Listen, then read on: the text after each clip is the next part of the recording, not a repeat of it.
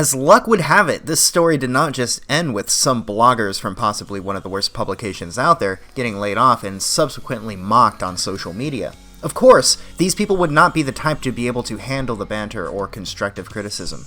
These whiny hacks ran to Twitter admins to address the targeted harassment campaign against them. Of course, Twitter would step in over a situation like this. People shouldn't mock recently laid off people, they said. That is a bridge too far. Keep in mind that before BuzzFeed laid off all of their beloved cat ladies and beta males, that Twitter had remained impartial over verified Twitter accounts, facilitating the acquisition of personal information on private citizens, many of them being underage. These people were outraged that a young man, a child in the eyes of the law, would smile at somebody as they marched up to him banging a drum about a foot away from his ear. These accounts tweeted out numerous calls to action, with some even going as far as to wanting to vandalize the school or even burn it down. School had to be canceled for several days due to the clear and present danger organized on Twitter through verified social media accounts. These posts calling for real-world confrontations were never taken down or found to be in violation of Twitter's terms of service, despite a large likelihood that these posts were actually reported. However, the same cannot be said about people telling former BuzzFeed and Huffington Post employees to learn how to code.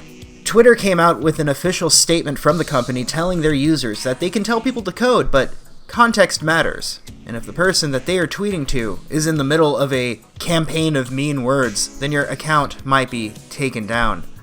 There have been several who have had their accounts locked or temporarily suspended as a result of these journos running to the company in tears. Imagine thinking yourself to be the guardian of truth, and you can't even handle some constructive advice. After all, these articles about gender studies are a thing of the past. They don't quite bring in enough clicks from the outrage to make it worth the negative press that it brings. Those jobs aren't coming back.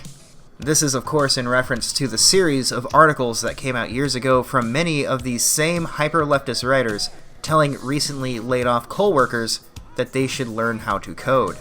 The very idea that they perceive this as harassment, when it was the same advice that they gave people in their current position years ago, is insane. These writers organizing behind the scenes to release their articles with similar talking points directed at coworkers is not considered harassment, but if you turn the tables around, and suddenly it is, when they're the ones in the limelight.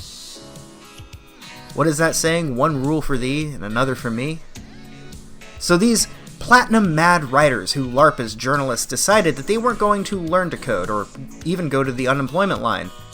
The BuzzFeed News Staff Council published a blog to Medium that was directed towards upper management and the CEO, and they demanded paid time off that was earned to be paid out to both current and recently laid off employees.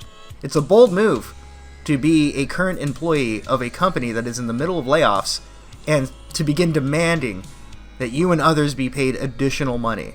460 signatures were included from both former and current employees at BuzzFeed. Here are some bits from the letter. This is paid time that employees accrued by choosing not to take vacation days and instead do their work at BuzzFeed. They saved up those days for weeks because they were dedicated to their work and in some cases felt actively discouraged from taking time off. We, the undersigned, stand together in demanding that BuzzFeed pay out earned PTO to all laid-off employees regardless of the state they live in to eliminate this disparity. It is the only way to proceed, especially as this round of layoffs has been so damaging to your workforce as a whole, to pay your employees for the time they earned while working so hard to make BuzzFeed a successful company. It has only been a few days and already BuzzFeed is putting up ads looking for opinion fellows, as they're called. BuzzFeed is currently hiring year-long editorial and video fellows, according to the site's entertainment editor. In the past, fellowship programs were 3 to 4 months and paid hourly wages with no benefits. Applications are due today while layoffs are happening across the company, affecting full-time employees in those same departments. The company is already looking to replace these people, apparently keeping in mind all of the reasons that they had the layoffs in the first place. These new employees will have the following qualities: high emotional intelligence, a positive, curious, playful disposition, a competitive drive, you enjoy winning and really going for it, a genuine, wide-eyed love of pop culture and lifestyle trends in all of its forms, an interest in social platform and what drives people to share content on the web, curiosity and excitement about social platforms, 1 to 3 years of experience, and ability to handle feedback and improve from it. It looks as though BuzzFeed isn't just trying to cut down on the money spent on labor and benefits, but also they're looking to bring in a new set of people that are much different than the ones that they are replacing. Looking at the qualities, it appears to me at least, that they're trying to attract people right of center, people who can handle a little bit of heat. I could be wrong, but it appears to me that they are trying to shift the image of the company by bringing in new people. With the people who were recently laid off in mind, the bar must not be very high, so I would assume that anybody out there could apply right now and probably get hired right away. But who would really want to work at BuzzFeed anyway? It wouldn't make your resume look better. Next, we have a little bit of a quiz that was posted to BuzzFeed yesterday. Let's give it a whirl. Do you still have a job at BuzzFeed? Written by Jason Sweeten. This was posted yesterday at 7:35 a.m. to BuzzFeed. How many years have you worked at BuzzFeed? Well, less than 2, since it's 0. It says here, I remember when our holiday bonus was a drawing of a cat and the CEO presented it as an investment. Yeah, sure, let's go ahead and press that. What's your department? Editorial, business, technology. For the last 2 years, I've done nothing but write personality quizzes. My boss assured me that I could try other things within the department, but she was just laid off. Now let's go with editorial. Are you a manager? No, yes, but that's because it was the only way for me to advance here. Then there wasn't much training, and now I fear I'm doing a poor job, but also I can't revert to being a writer because they say that I'm needed. It's so confusing. Let's go with no. What's your favorite BuzzFeed memory? Seeing Grumpy Cat. All of the lulz. Meeting Cole Sprouse from Riverdale. And the Try Guys spent 8 hours trying to pop a weather balloon right by my desk. It was for Facebook Live, and the noise was very distracting. I missed a deadline, and my boss called me incompetent via Slack. I gotta go with all the lulz. Are you proud to say that you work for BuzzFeed?